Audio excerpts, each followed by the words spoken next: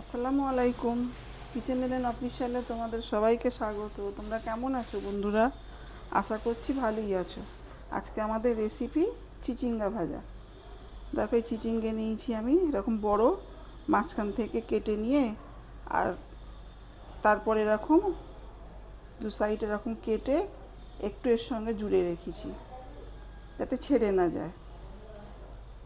তো এইভাবে আমি সব কেটে ভালো করে ধুয়ে নিয়েছি। দেখো এবারে আমি পোস্ত নিয়েছি বড় টেবিল চামচের 1 চামচ, অল্প একটু সর্ষে নিয়েছি আর 2টো কাঁচা লঙ্কা নিয়েছি। এগুলোকে আমি বেটে নেব। দেখো বন্ধুরা, প্রথমে আমি এই চিচিঙ্গাটাতে আমি অল্প একটু নুন মাখিয়ে রেখে দেব। নুন মাখিয়ে রেখে ততক্ষণ বাটাবুটি করব, ততক্ষণ এটা হয়েও যাবে। অল্প একটু দিলাম, দিয়ে আমি এটা মাখিয়ে নেব।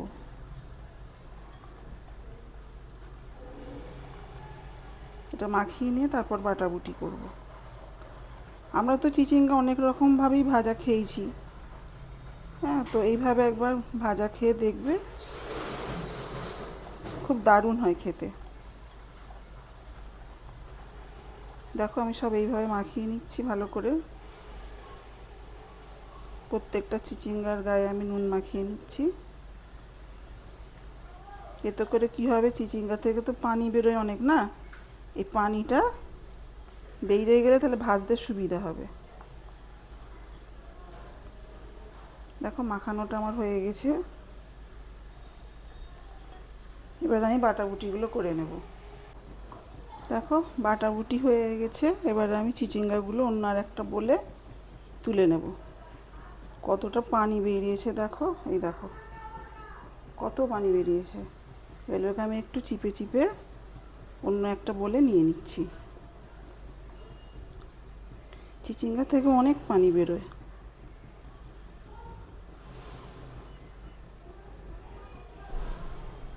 যে সকল বন্ধুরা আমার ভিডিওটা দেখছো, প্লিজ একটা লাইক দিয়ে পুরো ভিডিওটা কন্টিনিউ করার অনুরোধ রইল।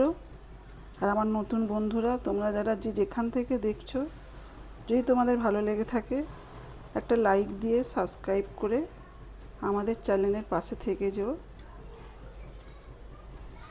এইভাবে করে আমি সব চিপে চিপে বার করে নেব।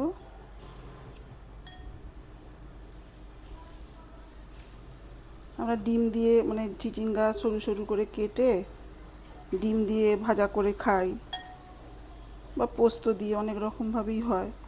এরকম করে এবার বানিয়ে দেখবে, খুব মজার হয়। দেখো আমি সব চিপে বার করে নিয়েছি। এবার এতে আমি মশলা দেব। প্রথমে দিয়ে দেব যে পোস্ত আর সর্ষে কাঁচা লঙ্কাটা বেটেছিলাম, ওটা আমি দিয়ে দেব। দিয়ে দিলাম।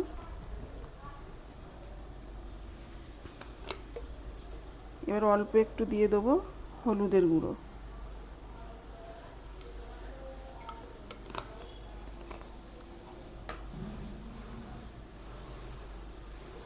এবার দিয়ে দেবো চাল বাটা দিতে হয় বন্ধুরা। আমি চাল সকালে ভিজিয়ে রাখতে না ভুলে গেছিলাম, তো কি করব, চাল বাটা তো লাগবে।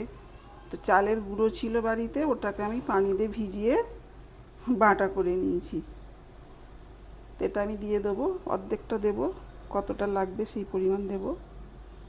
এখন হাফটা দিলাম, আবার যদি লাগে আমি দেব। দেখো বন্ধুরা, এতে না একটু নারকেল বাটা দিতে হয়। আমার হাতের কাছে এখন নেই, তাই আমি একটু গুঁড়ো দুধ দিয়ে দিচ্ছি। এতেও স্বাদ ভালো হবে। দিয়ে আমি সবগুলো খুব ভালো করে মাখাবো। নুন তো আগে থেকে মাখিয়ে দিয়েছিলাম, নুন আর দিতে হবে না। এগুলো খুব সাবধানে একটু মাখাতে হবে যাতে ছেড়ে না যায়। দেখো এইভাবে করে আমি মাখিয়ে নেব।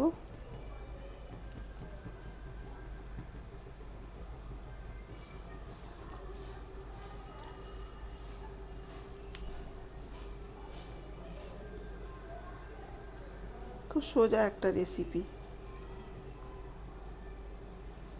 একটু মনে করে খালি একটু চালটা ভিজিয়ে দিতে হবে, আমি একদমই ভুলে গেছি। অসুবিধা নেই, চালের গুঁড়োকে একটু পানি দিয়ে ভিজিয়ে চাল বাটা করে নিয়েছি।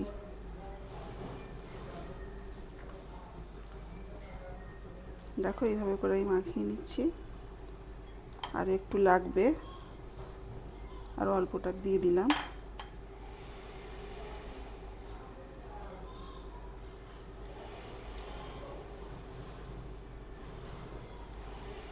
একবার হলো ট্রাই করে দেখবে, খুব ভালো লাগে খেতে।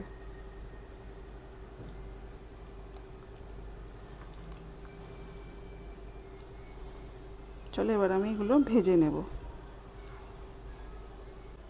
দেখো আমি তেল আগে থাকতে গরম করতে দিয়ে দিয়েছিলাম। এবারে আমি মাখানো চিচিঙ্গাগুলো একটা করে তেলে দিয়ে দেবো।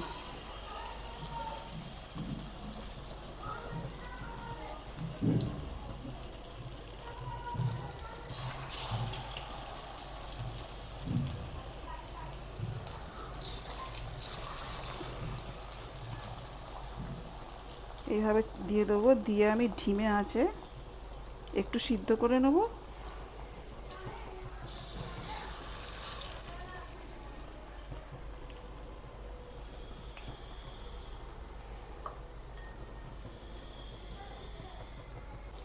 এবার এক পিঠ উল্টে দেবো। দেখো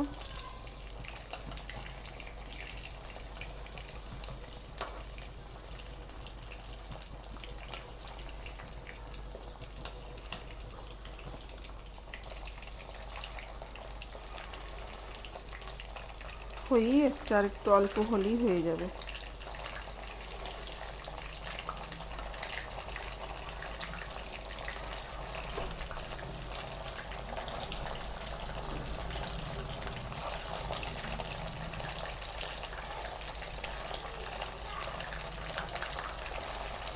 উল্টে দিলাম, এইভাবে উল্টে পাল্টে ভেজে নিতে হবে। দেখো হয়ে গেছে, এবার একটা প্লেটে তুলে নেব।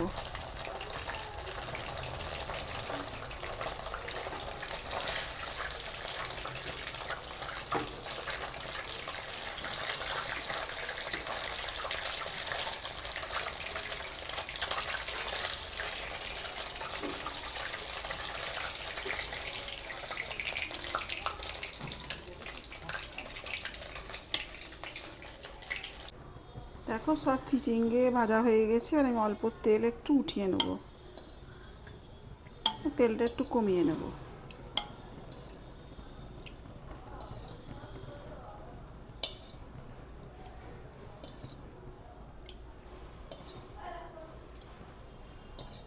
দেখো ঠিক এতটা তেল থাকবে।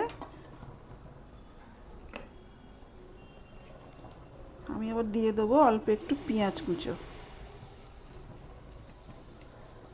কুচনো পেঁয়াজ দিয়ে দেবো।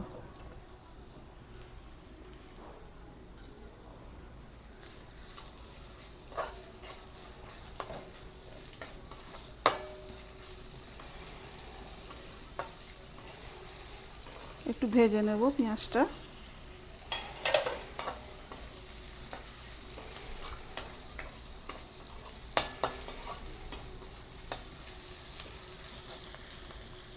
দেখো পেঁয়াজটা ঠিক এরকম ভাজা হবে।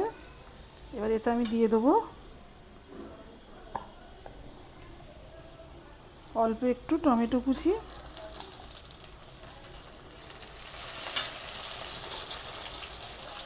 আর দুটো কাঁচা লঙ্কা আমি ছোটো করে কেটে নিয়েছি, কাঁচা লঙ্কা কুচিটা দিয়ে দেবো।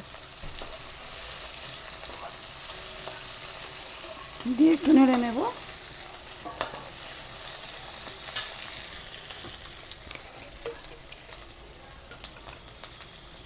অল্প একটু নুন দিয়ে দেবো।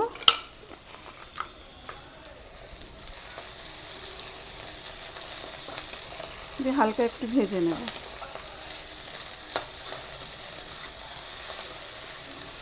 টমেটোটা গলা পর্যন্ত ভেজে নেব। টমেটোটা একটু নরম হয়ে যাবে।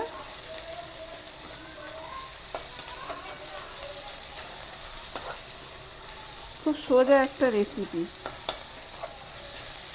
তোমরা একবার ট্রাই করতে পারো। খুব সুস্বাদু হয় খেতে। গরম ভাত আর গরম গরম ডাল আর এই চিচিঙ্গা ভাজা, সেদিনকে খাওয়াটাই জমে যাবে।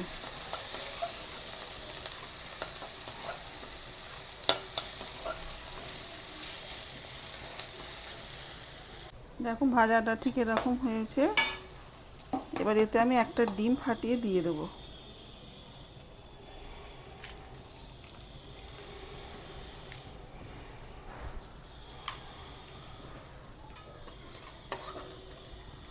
ডিমটা আমি খুব ঝুড়ো ঝুড়ো করবো না, একটু মানে গোটা গোটা থাকবে।